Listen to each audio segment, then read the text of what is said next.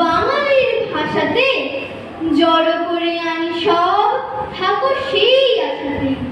ডাল ভাত তরকারি ফলমূল শস্য, আমিষ নিরামিষ চর্ব চস্য, রুটি লুচি ভাজাভুজি টক ঝাল মিষ্টি, ময়দা ও পাচকের যত কিছু সৃষ্টি।